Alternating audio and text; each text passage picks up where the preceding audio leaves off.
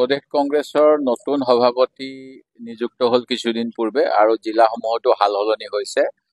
এতিয়া যোৱা সময়ছোৱাত যি সভাপতি আছিল তেখেতৰ নেতৃত্বত বিভিন্ন কাৰ্যসূচী প্ৰদেশ কংগ্ৰেছ আমাৰ ৰাষ্ট্ৰীয় কংগ্ৰেছে দিয়া অনুসৰি কৰা হ'ল। এতিয়া নিৰ্বাচনৰ সময়ত পুনৰবাৰ আমি এটা সময়ত শিৱসাগৰ জিলাৰ চৰাইদেউ বিভাজন হোৱাৰ পূৰ্বে আমাৰ ইয়াত 6টা সমষ্টি আছিল। তেতিয়া আমি 6টা সমষ্টিতে কংগ্ৰেছে প্ৰতিনিধিত্ব আগবঢ়াইছিলোঁ আৰু জয়লাভ কৰিছিলোঁ।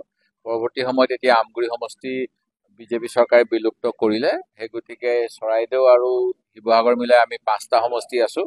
এতিয়া আমাৰ চেষ্টা হ'ব কেনেকৈ আমাৰ পুৰণা শিৱসাগৰ জিলাৰ 5টা সমষ্টিতে কংগ্ৰেছ দলক শক্তিশালী কৰি আগন্তুক নিৰ্বাচনত জয়লাভ কৰিব পাৰোঁ। আৰু তাৰ কাৰণে এতিয়া অজয় গগৈৰ নেতৃত্বত আমি দলৰ সাংগঠনিক ভিত্তি আৰু মজবুত কৰিম।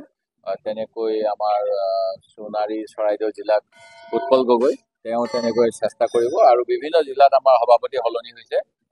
যোৱাকালি মই ডিব্ৰুগড় তিনিচুকীয়ালৈ গৈছিলোঁ, তাতো একেই।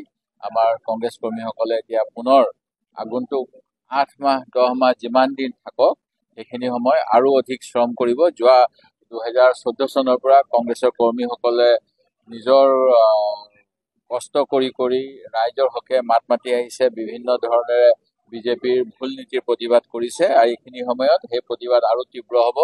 আমাৰ দলৰ নেতা কৰ্মী সকলোৱে ৰাইজৰ ওচৰলৈ গৈ বিজেপিৰ ভুল নীতি, অসম বিৰোধী চক্ৰান্ত গোটেইখিনি উদঙাই দিব আৰু আমি আশাবাদী আগন্তুক 2026ত আমি চৰকাৰ গঠন কৰিম। অকল আদানী আম্বানীক অসমৰ অষ্টলক্ষ্মীৰ দেশ বুলি নৰেন্দ্ৰ মোদী ডাঙৰীয়াই ক'লে। নৰেন্দ্ৰ মোদীক শাসনত বহোৱাৰ মূলতে হৈছে কিছুমান বেপাৰী। সাধাৰণ মানুহৰ খাতি খোৱা ৰাইজৰ কথা তেওঁলোকে চিন্তা নকৰে আৰু ৰাইজৰ মনত ক্ষোভ নহবলৈ তেওঁলোকে বিনামূলীয়া কিছুমান আঁচনি দি থাকে যাতে খেতিৰ প্ৰতি ৰাইজৰ মোহ নাইকিয়া হৈ যায়। আৰু এনেকুৱা হলে মানুহে ভাবিব যে এইবিলাক মাটি আৰু খেতি নহয়, চনপৰা মাটি। কিন্তু তাৰ তলত যিবিলাক আমাৰ সম্পদ আছে সেই সম্পদখিনি কেনেকৈ আদানী আম্বানীক দিব পাৰি সেই প্ৰচেষ্টাৰ অংশস্বৰূপে এতিয়া নামনি অসমত বিভিন্ন ধৰণৰ উচ্ছেদ চলি আছে।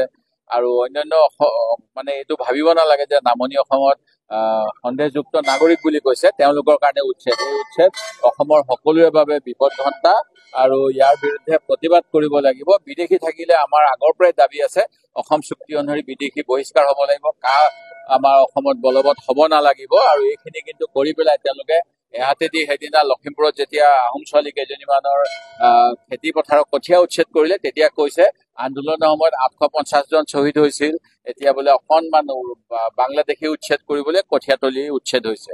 কিন্তু যদি বাংলাদেশী হয় আমাক মুখ্যমন্ত্ৰীয়ে ক'ব লাগে সেই বাংলাদেশীখিনি মাটিয়া ডিটেনশ্যন কেম্পত থৈছে নে তেওঁলোকক বাংলাদেশলৈ পঠালে, নে আমাৰ অসমৰ মানুহৰ আৱেগ অনুভূতিক লৈ এটা তেওঁলোকে বাংলাদেশী নামত এটা যেনেকৈ আগতে এটা আমি সৰুতে কাহিনী শুনিছিলো যে বাঘ আহিছে বুলি এটা